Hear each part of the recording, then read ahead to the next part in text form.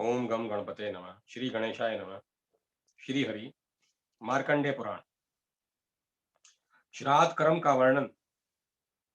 मदल सा बोली, बेटा, गृहस्थ के कर्म तीन प्रकार के हैं। नित्य नैमित्तिक तथा नित्य नैमित्तिक, नित्य नैमित्तिक तथा नित्य नैमित्तिक।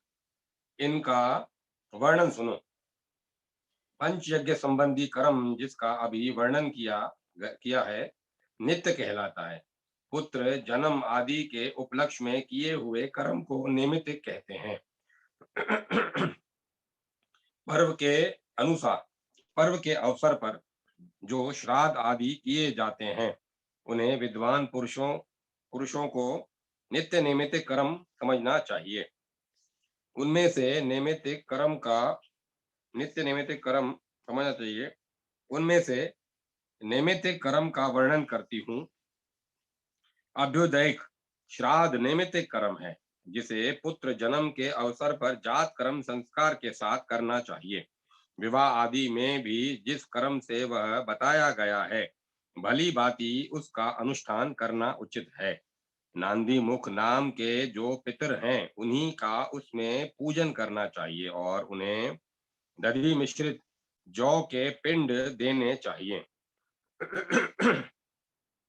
उस समय यजमान को एकाग्र चित्त होकर उत्तर या पूर्व की ओर मुख करके बैठना चाहिए। कुछ लोगों का मत है कि इसमें बलिश बलि विश्वदेव कर्म नहीं होता। अभ्युदय श्राद्ध में युगम ब्राह्मणों को निमंत्रित करना और प्रदक्षिणा पूर्वक उनका पूजन करना उचित है। यह वृद्धि के अवसरों पर किया जाने वाला नैमित्तिक श्राद्ध है। इससे भिन्न औधर्वदेहिक श्राद्ध है, जो मृत्यु के पश्चात किया जाता है। मृत व्यक्ति जिस दिन तिथि में मरा हो, उस तिथि को एकोदिष्ट एक श्राद्ध करना चाहिए। इसका वर्णन सुनो। इसमें विश्व देवों की पूजा नहीं होती, एक ही पवित्र का उपयोग किया जाता है। आवाहन तथा अग्नोकरण की क्रिया भी नहीं होती। ब्राह्मण के उच्चिष्ट के समीप प्रेत को तिल और जल के साथ अपस्वय होकर जनेऊ को दाहिने कंधे पर डालकर उसके नाम गोत्र का स्मरण करते हुए एक पिंड देना चाहिए। तत्पश्चात हाथ में जल लेकर कहें, अमुक के श्राद्ध में दिया हुआ अन्न पान आदि अक्षय हो। यह कहकर वह जल पिंड पर छोड़ दें। फिर ब्राह्मणों को विसर्जन करते समय कहें, अभिर्यताम, आप लोग अब तरह से आप लोग सब तरह से प्रसन्न हो। इस प्रकार उस समय ब्राह्मण लोग ये कहें, अभिर्ताहम समः, अभिर्ताह समः, हम भली भांति संतुष्ट हैं। यह एकोदिष्ट श्राद्ध एक वर्ष तक प्रति मास करना उचित है। वर्ष पूरा होने पर जब भी श्राद्ध किया जाए, पहले सपिंडीकरण करना आवश्यक होता है। उसकी उसकी भी विधि बतलाई जाती है। यह सपिंडीकरण भी विश्व देवों की पूजा से रहित होता है। इसमें भी एक ही अर्घ्य और एक ही पवित्र का विधान है। अग्नोकरण और आवाहन की क्रिया इसमें भी नहीं होती। इसमें अपस्वय होकर अयुगम ब्राह्मणों को भोजन कराना चाहिए। इसमें जो विशेष क्रिया है, उसे बतलाती हूँ, एकाग्र चित्त से सुनो। इसमें तिल, चंदन और जल से युक्त 4 पात्र होते हैं। इनमें से 3 तो पितरों के लिए और एक प्रेत के लिए होता है। प्रेत के पात्र और अर्घ्य को लेकर ये सामानः समनस पितरो यमराजे इत्यादि मंत्र का जप करते हुए पितरों के तीनों पात्रों में सींचना चाहिए। शेष कार्य पूर्ववत करना चाहिए। स्त्रियों के लिए भी ऐसे ही एकोदिष्ट का विधान है। यदि पुत्र न हो तो स्त्रियों का सपिंडीकरण नहीं होता। पुरुषों को उचित है कि वे स्त्रियों के लिए भी प्रतिवर्ष उनकी मृत्यु तिथि को विधि पूर्वक एकोदिश श्राद्ध करें। उनमें किए उनके लिए भी पुरुषों के समान ही विधान है। पुत्र के अभाव में सपिंडी, सपिंडी के अभाव में सहोदक, उनके भी अभाव में माता के सपिंड। पिता से लेकर ऊपर की 7 पीढ़ी तक और माता से लेकर नाना आदि 5 पीढ़ी तक सपिंडता मानी जाती है। किसी के मत में 6 पीढ़ी ऊपर और 6 पीढ़ी नीचे तक के लोग सपिंड की गणना में आते हैं। और सहोदक जिनकी 11वीं से लेकर 14वीं तक ऊपरी पीढ़ी एक हो, वे सहोदक या समानोदक कहलाते हैं। सहोदक इस विधि को पूर्ण करे। जिसके कोई पुत्र नहीं है, उसका श्राद्ध उसके दोहित्र कर सकते हैं। पुत्री के पुत्र नाना का नियमित एक श्राद्ध करने के लिए के भी अधिकारी हैं, जिनकी द्वैमुष्याण, वह पुत्र जो एक से तो उत्पन्न हो और दूसरे के द्वारा दत्तक के रूप में ग्रहण किया गया हो, और दोनों पिता उसको अपना अपना पुत्र मानते हों। द्याश्याण दोनों का कहलाता है। ऐसा पुत्र दोनों को पिंडदान देता है और दोनों की संपत्ति का अधिकारी होता है। जिनकी द्वामुष्याण संज्ञा है, ऐसे पुत्र नाना और बाबा दोनों का नैमित्तिक श्राद्धों में भी विधि पूर्वक पूजन कर सकते हैं। कोई भी न तो स्त्रियां ही अपने पतियों का मंत्रोच्चारण किए बिना श्राद्ध कर सकती हैं। वे भी न हो तो राजा अपने कुटुंबी मनुष्यों से अथवा मृतक के सजातीय मनुष्यों द्वारा दाह आदि संपूर्ण क्रियाएं पूर्ण करावे, क्योंकि राजा सब वर्णों का बंधु होता है। सपिंडीकरण के पश्चात पिता के प्रपितामह लेप भाग भोजी पितरों की श्रेणी में चले जाते हैं। उन्हें पितृ पिंड पाने का अधिकार नहीं रहता।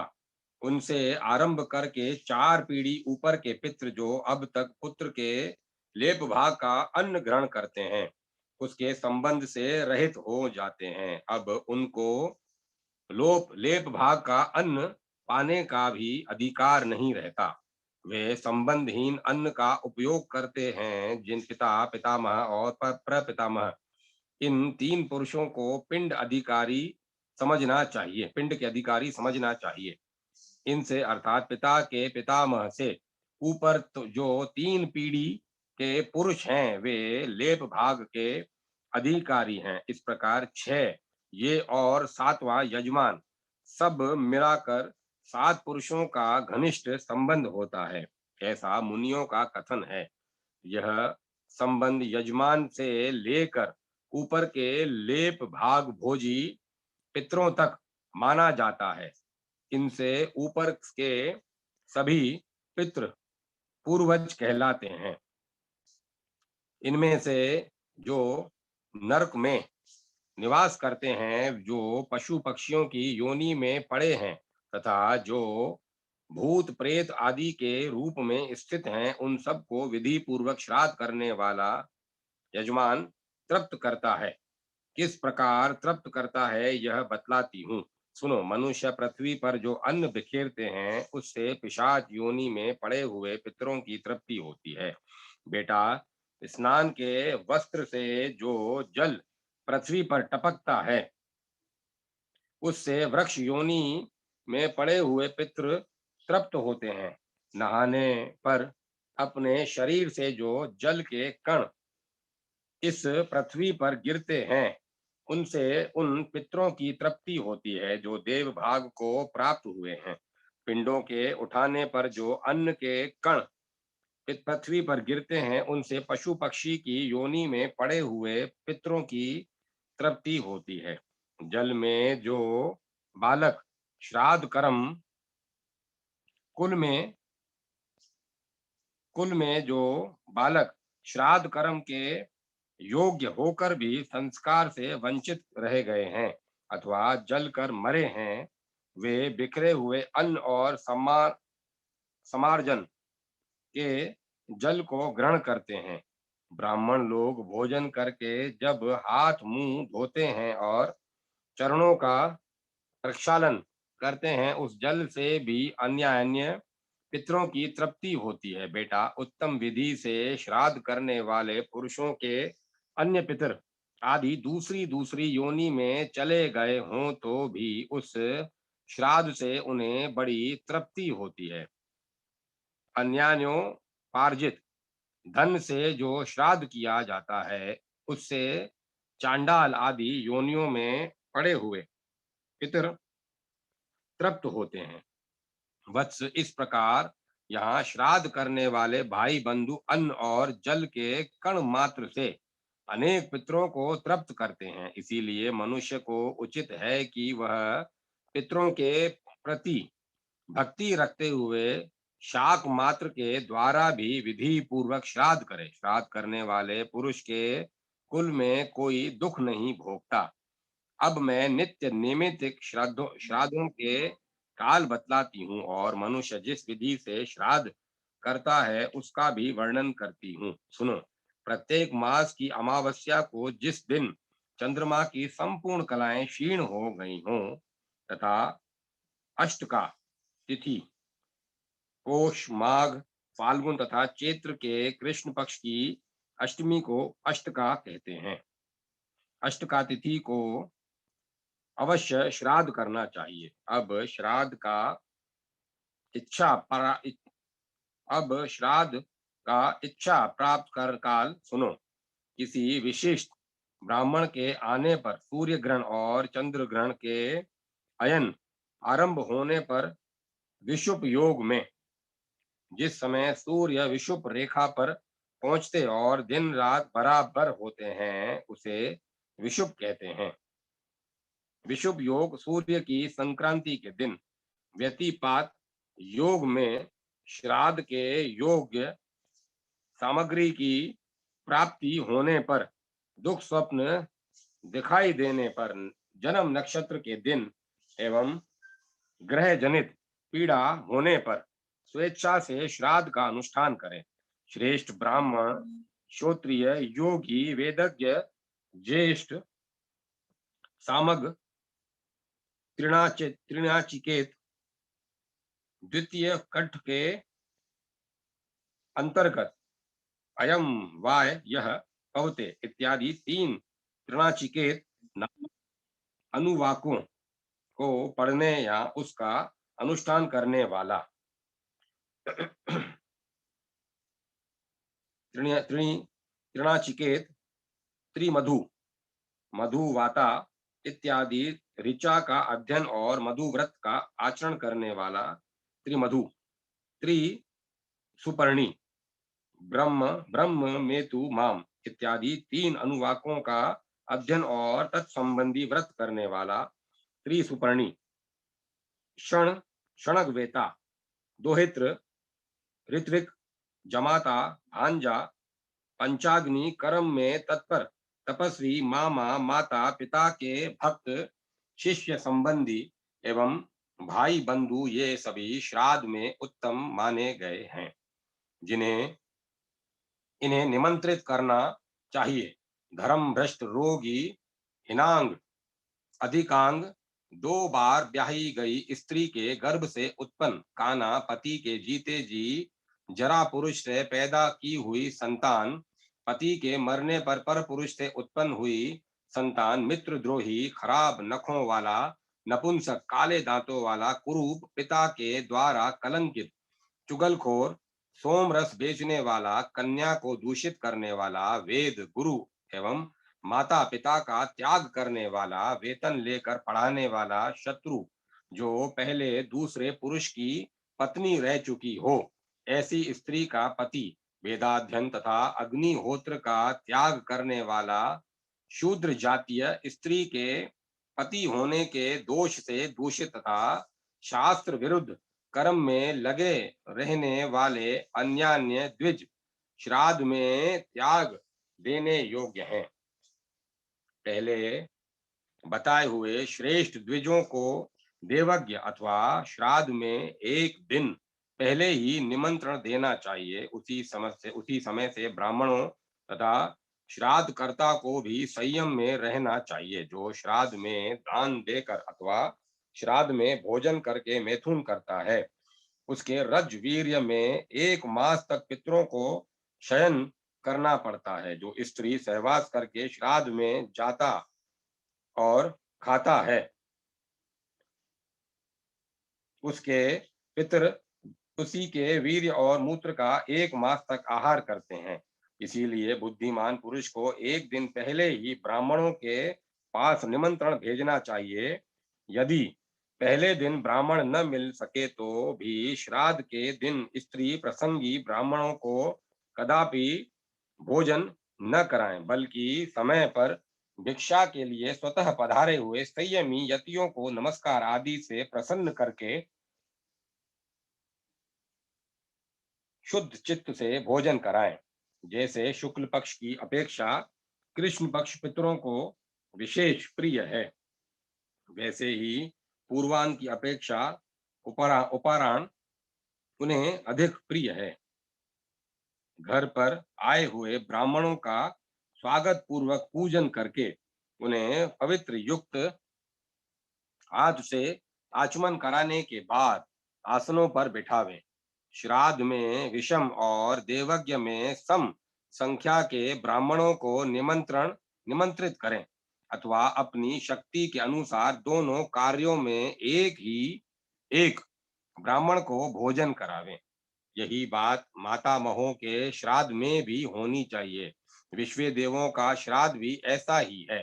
कुछ लोगों का ऐसा मत है कि पितरों और मातामहों के विश्व देव कर्म पृथक पृथक हैं। देव श्राद्ध में ब्राह्मणों को पूर्वाभिमुख और पितृ श्राद्ध में उत्तराभिमुख बैठना चाहिए।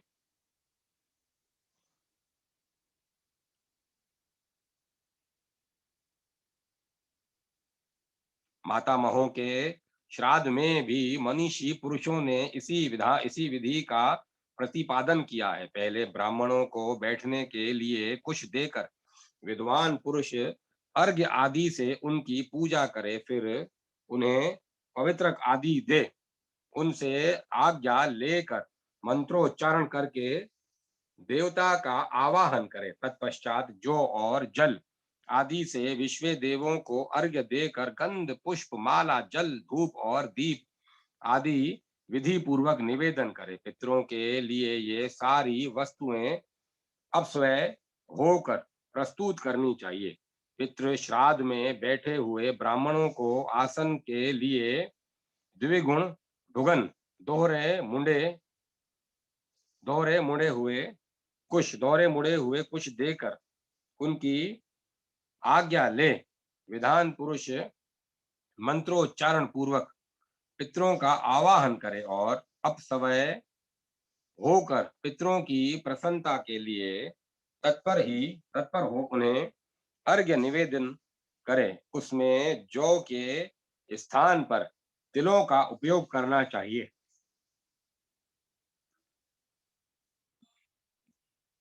तदंतर ब्राह्मणों के आज्ञा देने पर अग्नि कार्य करें। नमक और व्यंजन से रहित अन्न लेकर विधि पूर्वक अग्नि में आहुति दें। अग्नये कव्यावाहनाय स्वाहा इस मंत्र से पहली आहुति दें।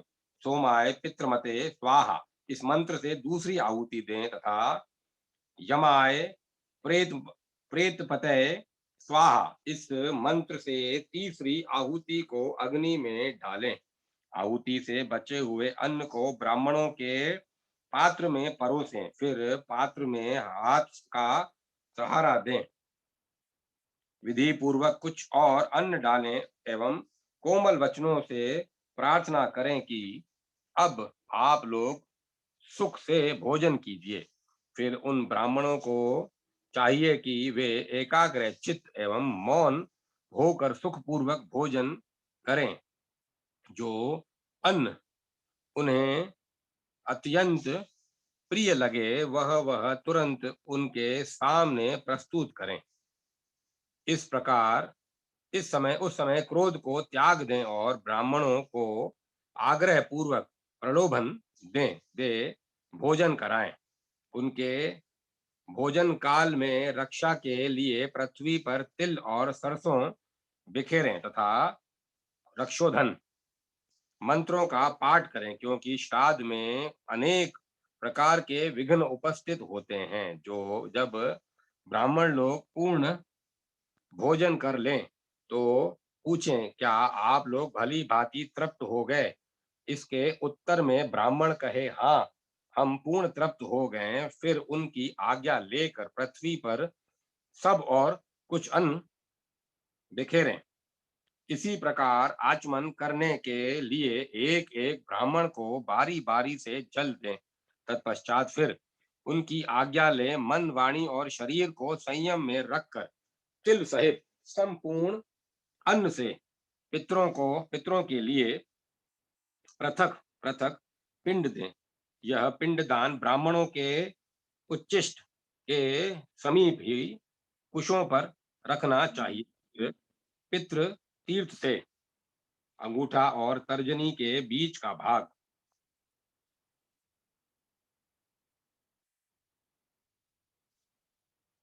पितृ तीर्थ से उन पिंडों पर एकाग्र चित्त से जल दें। इसी प्रकार मातामह आदि के लिए भी विधि पूर्वक पिंडदान देकर गंधमाला आदि के साथ आचमन के लिए जल दें। अंत में यथाशक्ति दक्षिणा देकर ब्राह्मणों से कहें, सुस्वादा अस्तु, यह श्राद्ध कर्म भली भांति संपन्न हो। ब्राह्मण भी संतुष्ट होकर तथास्तु कहे।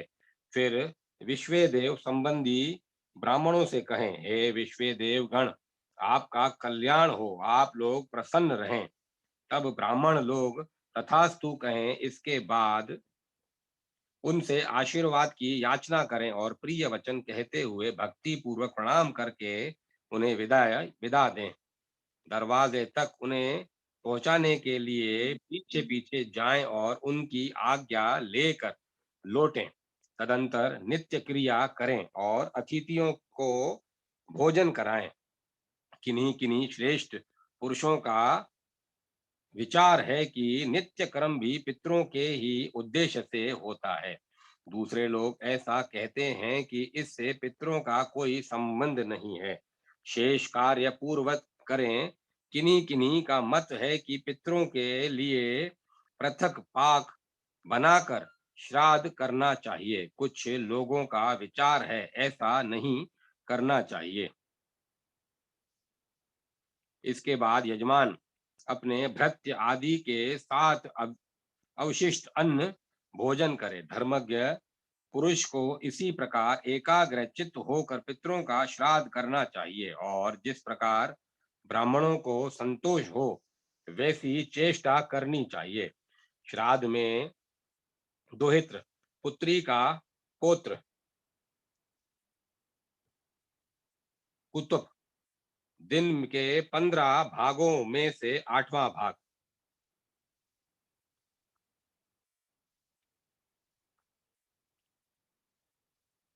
और तिल, ये 3 अत्यंत पवित्र माने गए हैं। श्राद्ध में आए ब्राह्मणों को 3 बातें छोड़ देनी चाहिए: क्रोध, मार्ग का चलना और उतावली।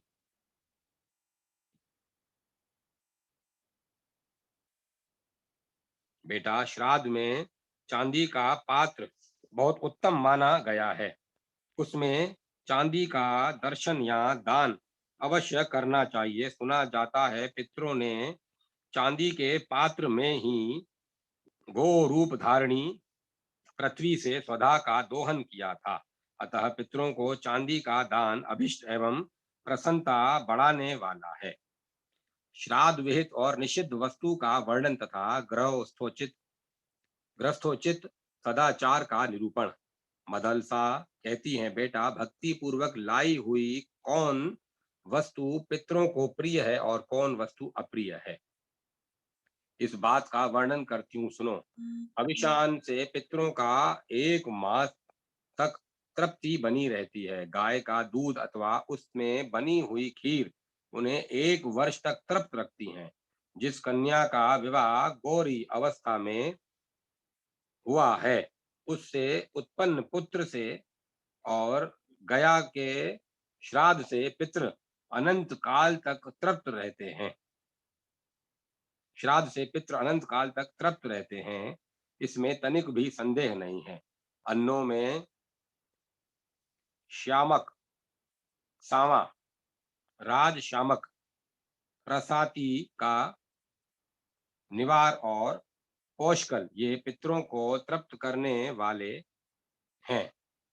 जौ दान जौ धान गेहूं तिल मूंग सरसों कंगनी कोदो और मटर ये बहुत ही उत्तम है। मकई काला उड़द विषु विप्रूषी और मसूर ये श्राद्ध कर्म में निंदित माने गए हैं। लहसुन गाजर प्याज मूली सत्तू रस और वर्ण से हीन अन्य अन्य वस्तुएं गंधारिक लौकी खारा नमक लाल गोंद भोजन के साथ पृथक नमक ये श्राद्ध में वर्जित हैं।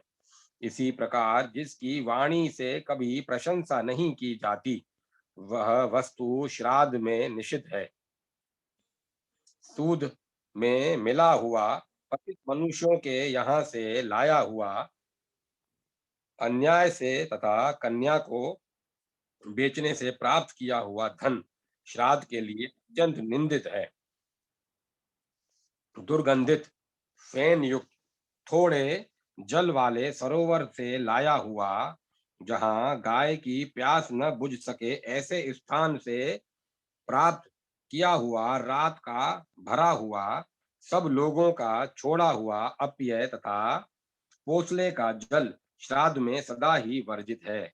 मृगी भेड़ ऊँटनी घोड़ी आदि भैंस और चावरी चवरी गाय का दूध श्राद्ध में निषिद्ध है।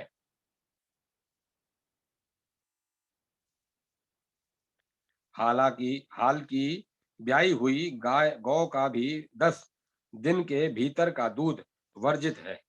मुझे श्राद्ध के लिए दूध दो यूं कहकर लाया हुआ दूध भी श्राद्ध कर्म में ग्रहण करने योग्य नहीं है। जहां बहुत से जंतु रहते हों जो रूखी और आग से जली हुई हो, जहां अनिष्ट और दुष्ट शब्द सुनाई पड़ते हों, जो भयानक दुर्गंध से भरी हो, ऐसी भूमि श्राद्ध कर्म में वर्जित है। कुल का अपमान तथा हिंसा करने वाले कुलाधम ब्रह्म हत्यारा रोगी चांडाल नग्न और पातकी ये अपनी दृष्टि से श्राद्ध कर्म को दूषित कर देते हैं। नपुंसक जाति बहिष्कृत मुर्गा ग्रामीण सुअर कुत्ता और राक्षस भी अपनी दृष्टि से श्राद्ध को नष्ट कर देते हैं। इसीलिए चारों ओर से ओट करके श्राद्ध करें, पृथ्वी पर तिल बिखेरें। ऐसा करने से श्राद्ध में रक्षा होती है।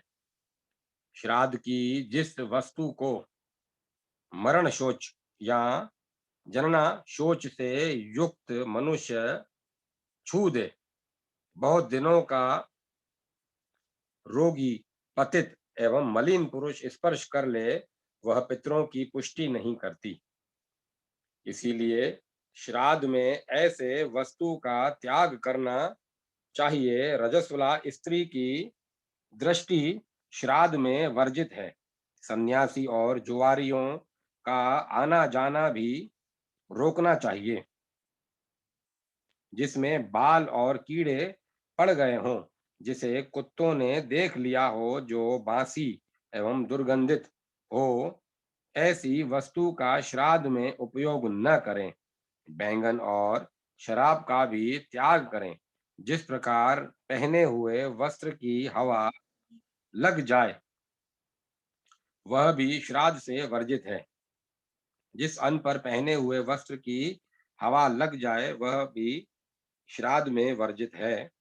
पितरों को उनके नाम और गोत्र का उच्चारण करके पूर्ण श्रद्धा के साथ जो कुछ दिया जाता है वह वे जैसा आहार करते होते हैं उसी रूप में उन्हें प्राप्त होता है। इसीलिए पितरों की तृप्ति चाहने वाले श्रद्धालु पुरुष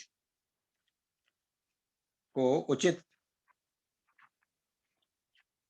श्रद्धालु पुरुष को उचित है कि जो वस्तु उत्तम हो वही श्राद्ध में सुपात्र ब्राह्मणों को दान करें।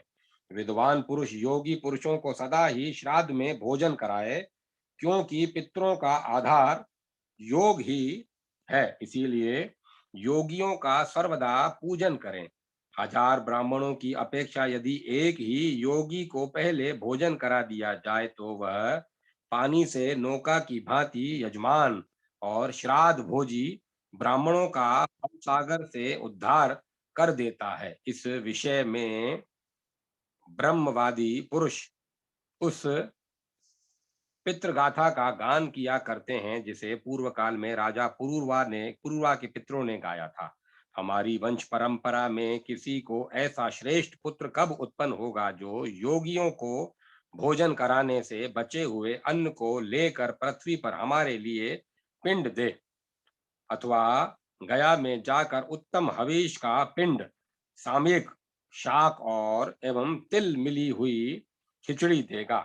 इन वस्तुओं ये वस्तुएं हमें 1 मास तक तृप्त रखने वाली हैं। त्रयोदशी तिथि और मघा नक्षत्र में विधि पूर्वक श्राद्ध करें तथा दक्षिणायन में मधु और घी से मिली हुई खीर दे। इसीलिए पुत्र संपूर्ण कामनाओं की प्राप्ति तथा पाप से मुक्ति चाहने वाले प्रत्येक मनुष्य को उचित है कि वह भक्ति पूर्वक पितरों की पूजा करे। श्राद्ध में तृप्त किए हुए पितृ मनुष्यों पर वसु रुद्र आदित्य नक्षत्र ग्रह और तारों की प्रसन्नता का संपादन करते हैं। श्राद्ध में तृप्त पितर आयु प्रज्ञा धन विद्या स्वर्ग मोक्ष सुख तथा राज्य प्रदान करते हैं। बेटा, इस प्रकार गृहस्थ पुरुष को हव्य से देवताओं का कव्य, श्राद्ध से पितरों का और अन्न से अतिथियों और भाई बंधुओं का पूजन करना चाहिए।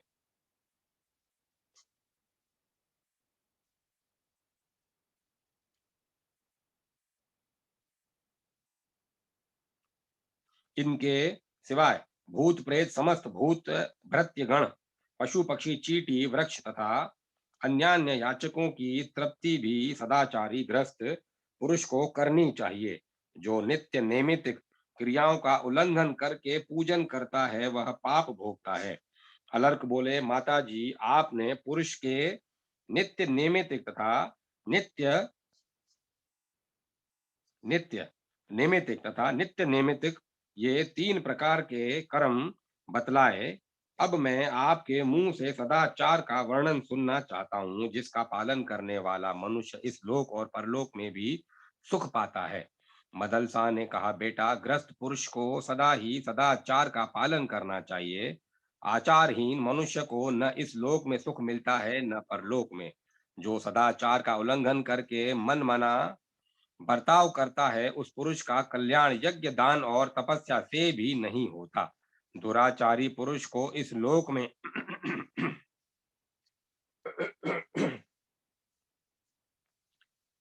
दुराचारी पुरुष को इस लोक में बड़ी आयु नहीं मिलती। अतः सदाचार के पालन का सदा ही यत्न करें। सदाचार बुरे लक्षणों का नाश करता है। वत्स, अब मैं सदाचार का स्वरूप बतलाती हूँ, तुम एकाग्रचित्त होकर सुनो और उसका पालन करो। गृहस्थ को धर्म अर्थ और काम तीनों के साधन का यत्न करना चाहिए।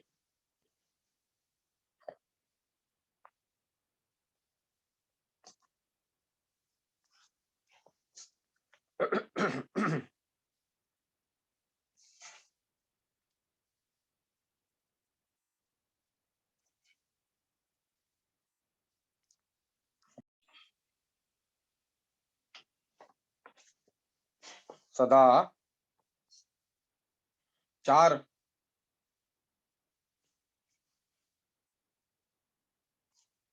ग्रस्त को धर्म, अर्थ और काम तीनों के साधन का यत्न करना चाहिए।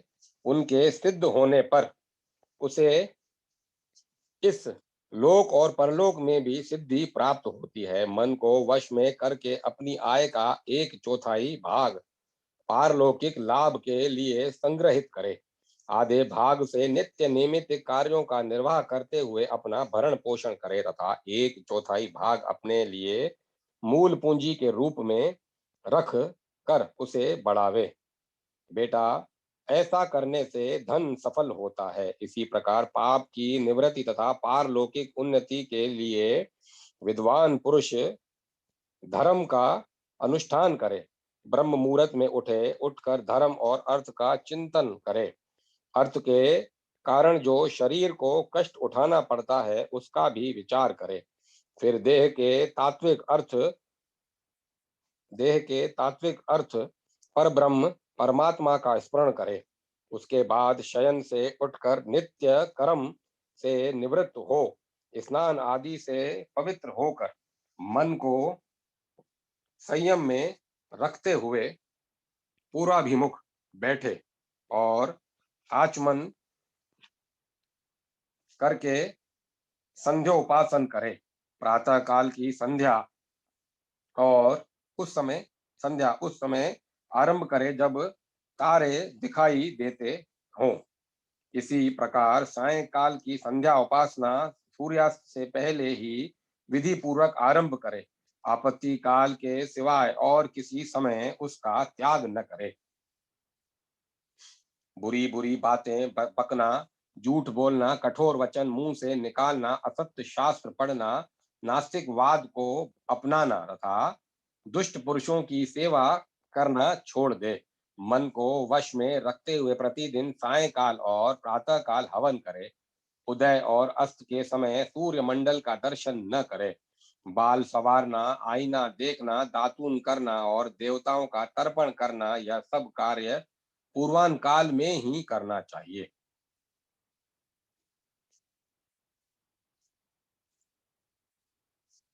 ग्राम, निवास स्थान, तीर्थ और क्षेत्रों के मार्ग में, जोते हुए खेत में और गौशाला में मल मूत्र न करे।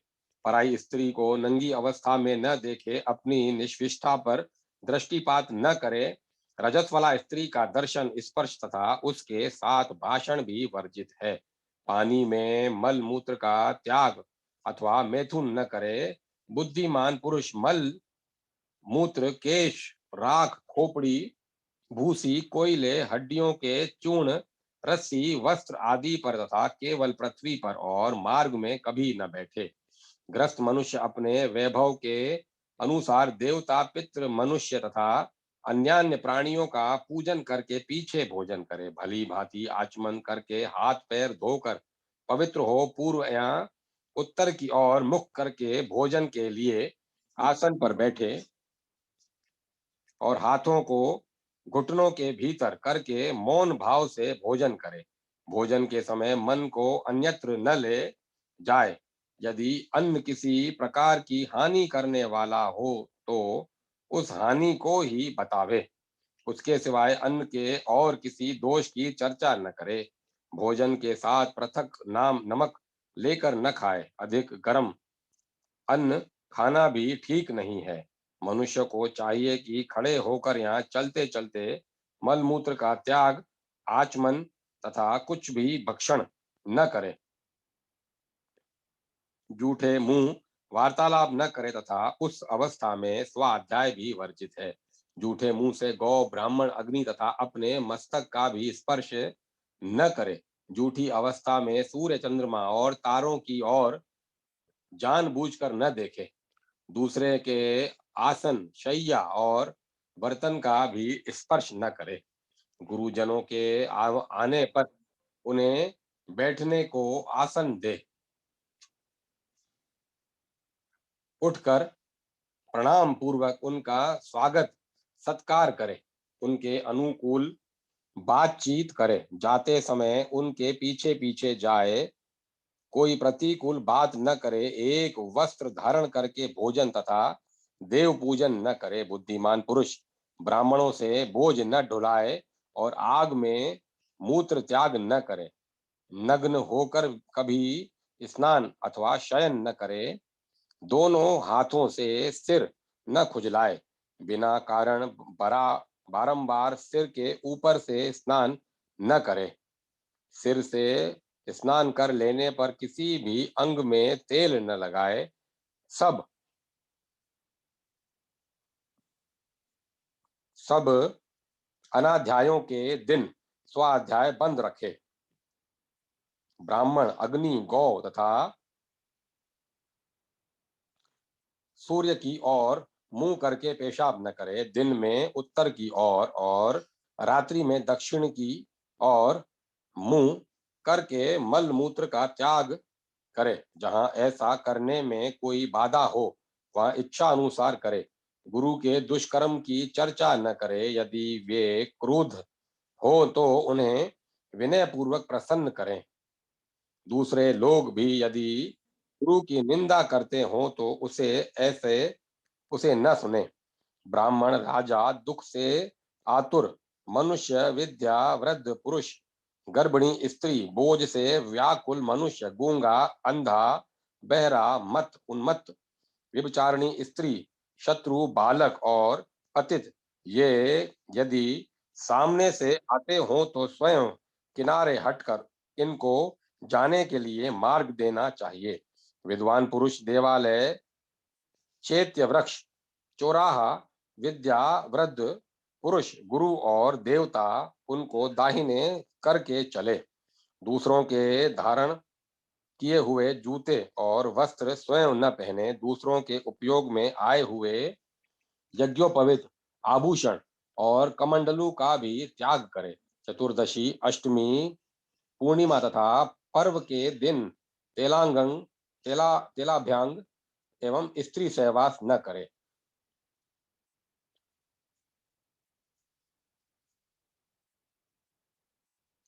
बुद्धिमान मनुष्य कभी पैर और जंगा फैलाकर न खड़ा हो।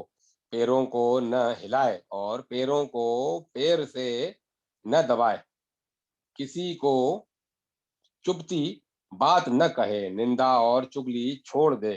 दंभ, अभिमान और तीखा व्यवहार कदापि न करे।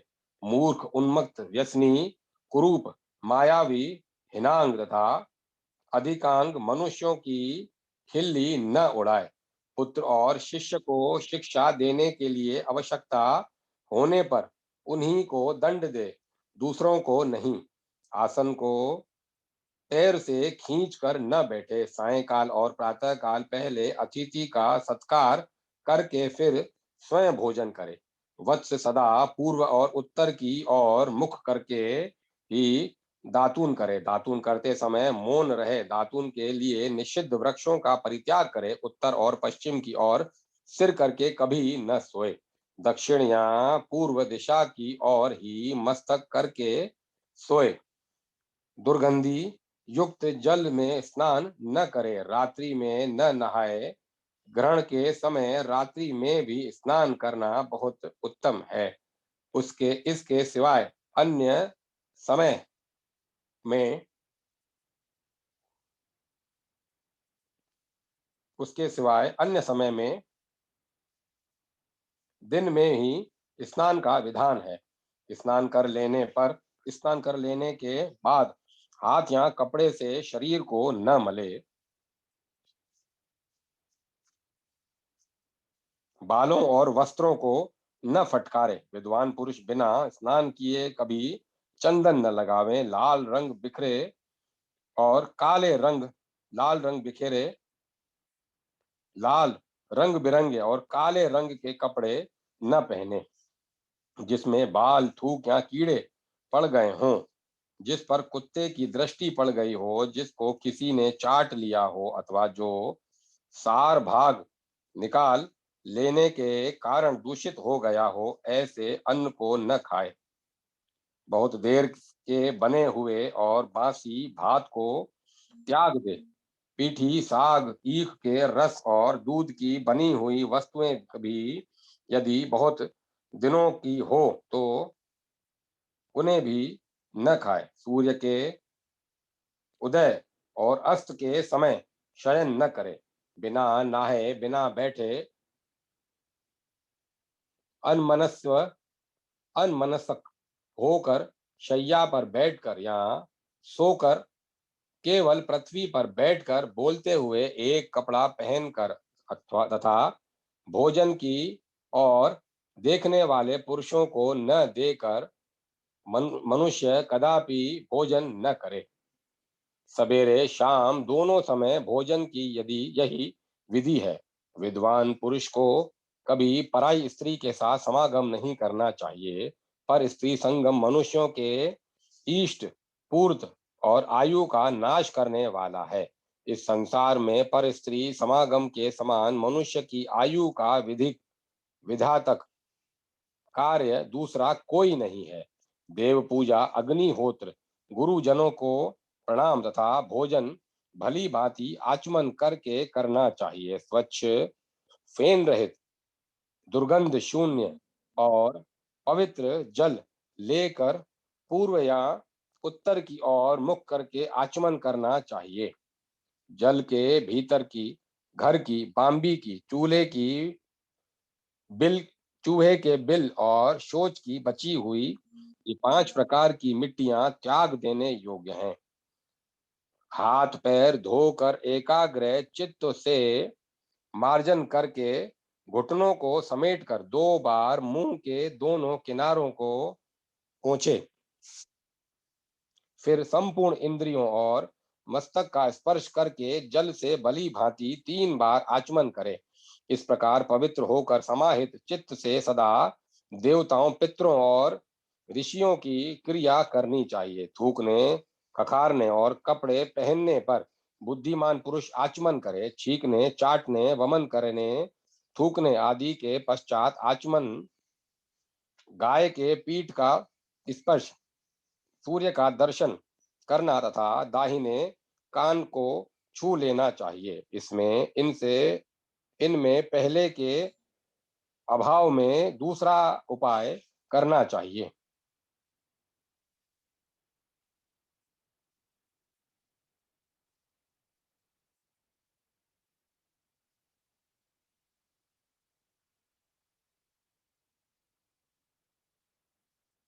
दांतों को न कटकटाए, अपने शरीर पर ताल न दे। दोनों संध्याओं के समय अध्ययन, भोजन और शयन का त्याग करे। संध्या काल में मैथुन और रास्ता चलना भी निषिद्ध है। बेटा, पूर्वान काल में देवताओं का, मध्यान्ह काल में मनुष्यों, अतिथियों का तथा उपराह्न काल में पितरों का भक्ति पूर्वक भोजन पितरों का भक्ति पूर्वक भोजन करना चाहिए।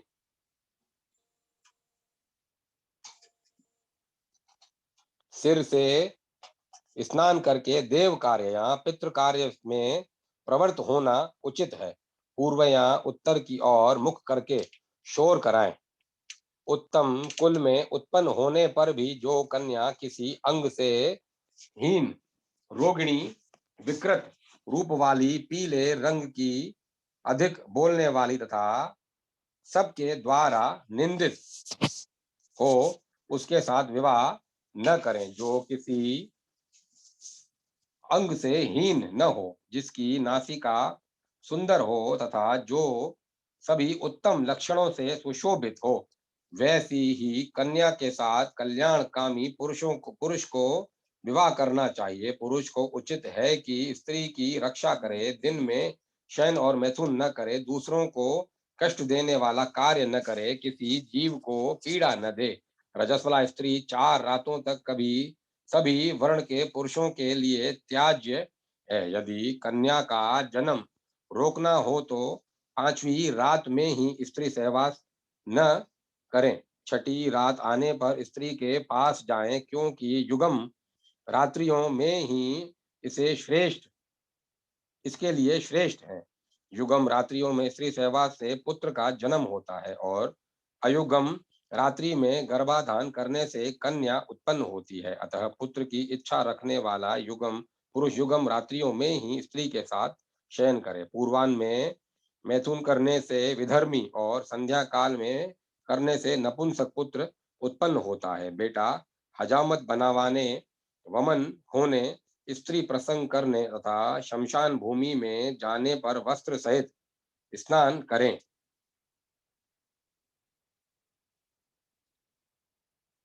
देवता, वेद, द्विज, साधु, सच्चे महात्मा, गुरु, पतिव्रता, यज्ञकर्ता और तपस्वी इनकी निंदा अथवा परिहास न करें।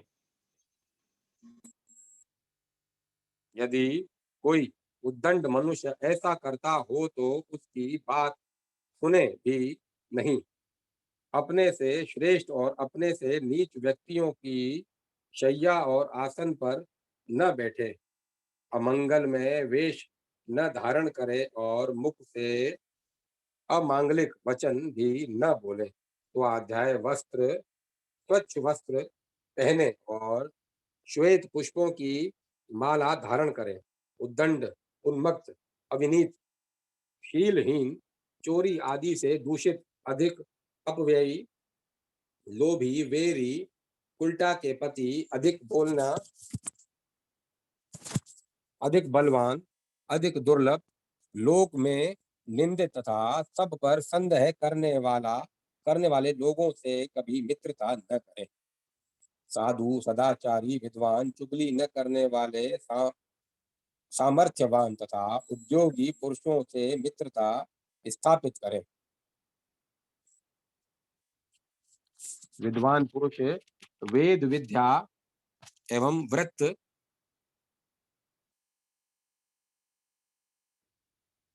वेद विद्या एवं व्रत के निष्णात पुरुषों के साथ बैठे। मित्र, दीक्षा प्राप्त पुरुष, राजा, स्नातक, श्वशुर तथा ऋत्विक, इन 6 पूजनीय पुरुषों का घर आने पर पूजन करें। जो द्विज संवत्सर व्रत को पूरा करके घर पर आवे, उनकी अपने वैभव के अनुसार यथा समय आलस्य त्याग करके पूजा करें और कल्याण कामी पुरुष उनकी आज्ञा का पालन करने के लिए सदा उदत रहे। बुद्धिमान पुरुष को चाहिए कि उन ब्राह्मणों के फटकारने पर भी कभी उनके साथ विवाद न करे। घर के देवताओं का यथा स्थान भली भांति पूजन करके अग्नि स्थापन पूर्वक उसमें आहुति दें।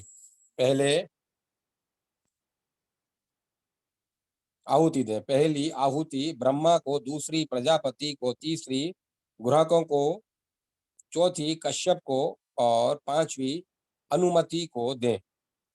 फिर पूर्व कथनानुसार ग्रह बलि देकर विश्वेदेव बलि दें। देवताओं के लिए पृथक पृथक स्थान का विभाग करके उनके लिए बलि अर्पित करें। उसका क्रम बतलाती हूँ। मानो एक पात्र में पहले अपर्जन्य जल और पृथ्वी को 3 बलि दें, फिर प्राची आदि प्रत्येक दिशा में वायु को बलि देकर क्रमशः उन दिशाओं के नाम से बलि समर्पित करें। तत्पश्चात ब्रह्मा, अंतरिक्ष, सूर्य, विश्वेदेव, विश्वभूत, उषा तथा भूतपति को क्रमशः बलि दें। पितृभ्यः स्वाधा नमः कहकर दक्षिण दिशा में अपस्वय होकर पितरों के निमित्त बलि दें। फिर पात्र से अन्न का विषय अन्न का शेष भाग और जल लेकर यशमते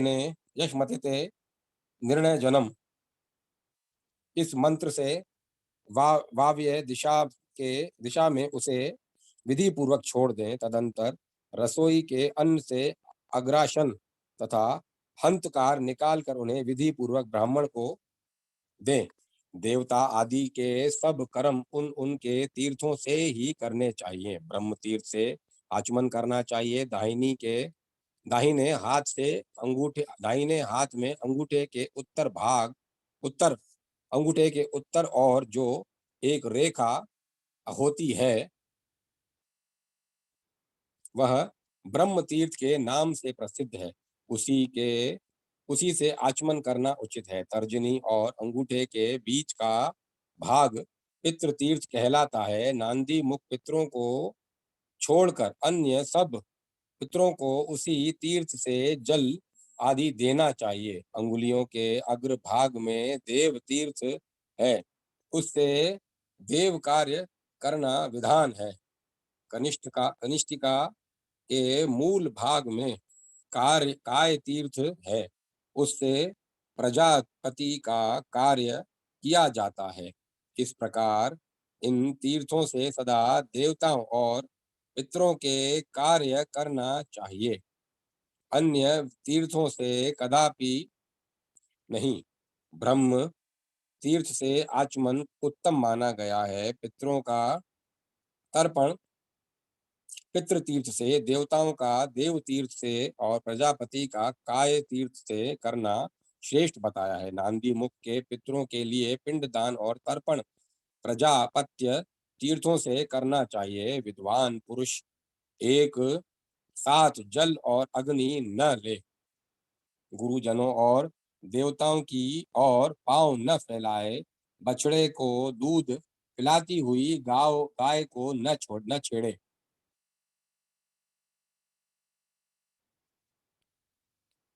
अंजलि से पानी न पिए, शौच के समय विलंब न करे, मुख से आग न फेंके।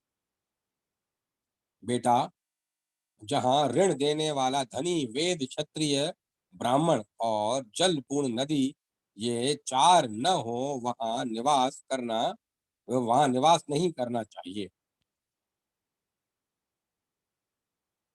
जहाँ शत्रु विजयी बलवान और धर्म परायण राजा हो, वही विद्वान पुरुष को और धर्मपरायण राजा को वही विद्वान पुरुष को निवास करना चाहिए। दुष्ट राजा के राज्य में सुख कहाँ। जहाँ दुर्दश राजा उपजाऊ भूमि, संयमी एवं न्यायशील, पुरवासी और ईर्ष्या न करने वाले लोग हों। जहाँ दुर्दश राजा उपजाऊ भूमि, संयमी एवं न्यायशील, पुरवासी और ईर्ष्या न करने वाले लोग हों, वहीं का निवास भविष्य में सुखदायक होता है। जिस राष्ट्र में किसान बहुत हों किंतु वे अधिक भोग परायण न हों, और जहाँ सब तरह के अन्न पैदा होते हों, वहीं बुद्धिमान पुरुष को रहना चाहिए। बेटा, विजय का इच्छुक पहले का